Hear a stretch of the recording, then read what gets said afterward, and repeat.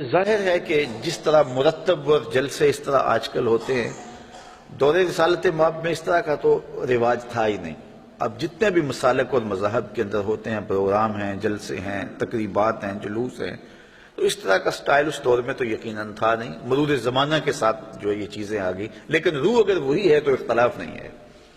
باقی اس عنوان سے بیٹھے ہوں، بات کی ہو، تو یہ صحیح احادیث سے ثابت ہے۔ حضرت امیر معاویہ رضی اللہ تعالیٰ عنہ کی مرویات سے ہے کہ حضور علیہ السلام مسجد نبوی میں تشریف لائے تو صحابہ بیٹھے ہوئے تھے، تو بیٹھ کر کے وہ ان کا باہمی کسی عنوان سے گفتگو کا، جلسے کا سٹائل تھا، بلکہ حدیث کے لفظ ہیں کہ حضور آئے تو فرمایا ما اجلسکم، تم کیوں بیٹھے ہوئے ہو، تمہارے اس جلوس کا، بیٹھنے کا، جلسے کا کیا مقصد ہے؟ تو صحابہ نے جو جواب دیا وہ سننے کے قابل ہے۔ انہوں نے کہا جلسنا نذکر اللہ و نحمدہ علی ما ہدانا للاسلام و من علینا بک، حضور ہمارے بیٹھنے کا مقصد یہ ہے کہ ہم اللہ کی حمد بول رہے ہیں، اس کی ثنا کر رہے ہیں، اس کا شکریہ ادا کر رہے ہیں اس بات پر کہ اس نے ہمیں ہدایت اسلام دی اور آپ کی صورت میں ہمارے اوپر کرم فرمایا، وَمَنَّ عَلَيْنَا بِكَ، آپ کی صورت میں ہمارے اوپر کرم کیا۔ اور اگر اس کو حضرت حسان بن ثابت کے لہجے میں دیکھنا چاہو تو ان کے صریح لفظ یہ ہیں مَنَّ عَلَيْنَا رَبُّنَا أَن بَعَثَ فِينَا مُحَمَّدًا صلی اللہ علیہ وسلم، ہمارے رب نے ہمارے اوپر احسان کیا ہے کہ محمد عربی عطا کر دی۔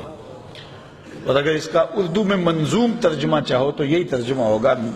فضل رب العلا، اور کیا چاہیے، مل گئے مصطفیٰ، اور کیا چاہیے۔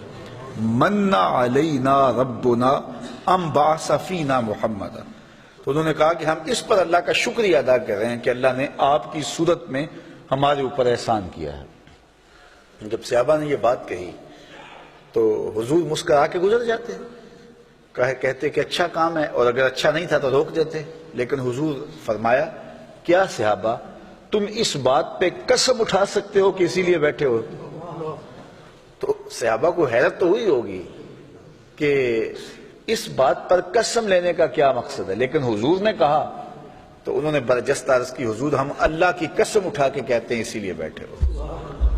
حضور نے باقاعدہ حدیث میں آتا ہے، مسلم کی روایت ہے، سنن نسائی میں ہے، باقی کتب حدیث میں ہے، حضور علیہ السلام نے ان سے قسم مانگی مجھے قسم دو کہ تم اسی لیے بیٹھے ہوئے ہو، تو صحابہ نے عرض کی حضور ہم اللہ کی قسم اٹھا کے کہتے ہیں ہم اسی لیے بیٹھے ہیں۔ تو حضور نے قسم مانگی ان سے، اور انہوں نے سب نے باقاعدہ قسم دی ہم اللہ کی قسم اٹھاتے ہیں، ہم اسی لیے بیٹھے ہیں کہ آپ کی صورت میں اللہ نے جو ہمارے اوپر انعام کیا ہے اس پر اللہ کا شکر ادا کر رہے ہیں۔ تو جب صحابہ سے باقاعدہ حضور نے قسم لے لی اور انہوں نے قسم دے دی تو حضور علیہ السلام نے فرمایا صحابہ میں تم سے جو قسم لی ہے وہ کسی تہمت کی بنیاد پر نہیں لی، کوئی شک نہیں تھا تمہارے قول کی صداقت پر کہ میں نے قسم سے تصدیق چاہی ہو، بلکہ ماجرا کچھ اور تھا، اور وہ کیا تھا کہ میں حجرے میں تھا، اتانی جبریل علیہ السلام، میرے پاس حضرت جبریل امین آئے، تم باہر بیٹھ کے مجلس کر رہے تھے اور میں حجرے میں بیٹھا ہوا تھا، اتانی جبریل علیہ السلام، اور میرے پاس جبریل امین آئے، فاخبرنی ان اللہ یباہی بکم الملائکہ، مجھے جبریل نے آ کے خبر دی اے صحابہ تمہارے اس عمل پر اللہ فرشتوں میں فخر کر رہا ہے، تمہارے اس عمل پر، فاخبرنی ان اللہ یباہی بکم الملائکہ، تمہارے اس عمل پر اللہ فرشتوں میں ناز کر رہا ہے، فرشتوں میں فخر کر رہا ہے کہ میں نے ان کو ایک نعمت دی تھی، کتنے قدردان ہیں کہ اب بھی بیٹھ کے اس کا شکریہ ادا کر رہے ہیں۔ اللہ اکبر۔ تو مجھے بتائیے آج اگر میں اور آپ بیٹھ جائیں اور جمع ہو جائیں، چلو بیٹھنے کی جگہ پر چراغاں بھی کر لیں، نیچے اچھی چٹائیاں بھی بچھا لیں، اب اتنی آوازیں نہیں ہیں کہ زور سے بول کر آخری شخص تک آواز پہنچائی جائے، چلو سہولت کے لیے لاؤڈ سپیکر بھی لگا لیں، کوئی دور و نزدیک سے لوگ آئے ہیں ان کے لیے کوئی کھانے کا، شیرینی کا انتظام بھی کر لیں، تو اس میں کیا قباحت ہوگی؟ یہ کیا بالکل اسی مجلس کا تسلسل دکھائی نہیں دیتا؟ ہاں اگر ضد ہے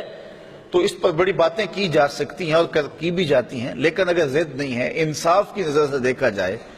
تو اگر اسی عنوان سے میں بیٹھ جاؤں اور آپ بیٹھ جائیں اور ہم جو ہے وہ اپنے رزق سے اس کے لیے کوئی دوستوں کے لیے اہتمام بھی کھانے کا کر لیں اور حضور علیہ السلام کی سیرت کو عنوان چھیڑ لیں، فضائل و مناقب کی باتیں کر لیں، تو اس میں کوئی قباحت نہیں ہوگی۔